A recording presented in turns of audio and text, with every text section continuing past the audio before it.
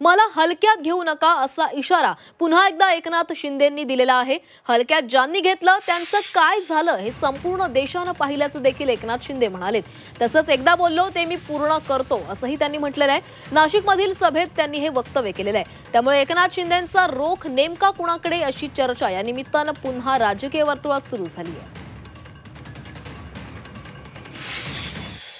एक बार जो कमिटमेंट कर दी तो फिर मैं खुद की भी नहीं सुनता।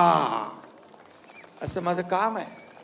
साधा कार्यकर्ता आहे मी, पण मला हलक्यात घेऊ नका।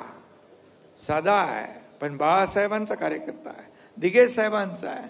मला हलक्यात घेऊ नका। ज्यांनी हलक्यात घेतलं त्यांना काय झालं माहित आहे आपल्याला। मी त्याच्यामध्ये जाऊ इच्छित नाही। आणि या संदर्भात अधिक बोलणार आहोत आमचे प्रतिनिधी योगेश खरे आपल्यासोबत जोडले गेलेले आहेत।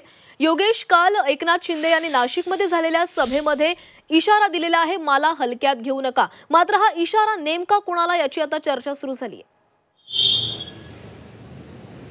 हा खरं आहे, काल जे काही शक्ती प्रदर्शन एकनाथ शिंदे यांनी नाशिकमध्ये केलेलं आहे ते शक्ती प्रदर्शन इतक्या मोठ्या प्रमाणात होतं, त्याची एवढी मोठ्या प्रमाणात तयारी होती जेणेकरून त्यांनी आपलं एक स्वतःचं अस्तित्व राज्यातलं दाखवण्याचा प्रयत्न या माध्यमातून केलेला होता।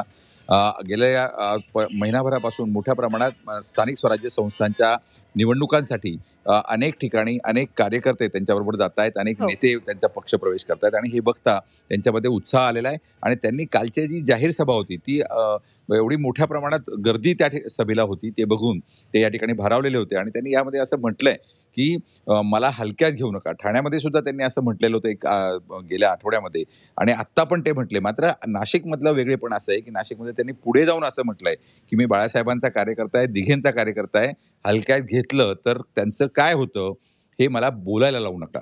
म्हणजेच त्यांचा अप्रत्यक्षपणे त्यांच्या विरोधकांना इशारा आहे। यामध्ये विरोधक त्यांचे कोण असू शकतात, तर सध्याच्या परिस्थितीमध्ये राज्य सरकारमध्ये आपण असलेलेच म्हणजे आपण त्याला म्हणू शकतो अजित पवारही असू शकतात, देवेंद्र फडणवीस असू शकतात, किंवा पुन्हा ते आधी जे उद्धव ठाकरे आहेत त्यांना इशारा देऊ शकतात असंही आपण म्हणू शकतो। त्यामुळे एकूण जी परिस्थिती आहे ते बघता उपमुख्यमंत्री एकनाथ शिंदे यांचा आपला आत्मविश्वास वाढलेला आहे आणि त्यातून त्यांनी हा स्पष्टपणे इशारा दिलाय। नक्कीच योगेश, तर स्थानिक स्वराज्य संस्थांच्या निवडणुकांच्या पार्श्वभूमीवर शिवसेनेमध्ये जोरदार इन्कमिंग सुरू आहे आणि त्या इन्कमिंगमुळे सुद्धा शिवसेनेचा जो आत्मविश्वास आहे तो वाढलेला आहे आणि तेच काल एकनाथ शिंदेंच्या भाषणातून पाहायला मिळाले। धन्यवाद तुम्ही दिलेल्या माहितीसाठी।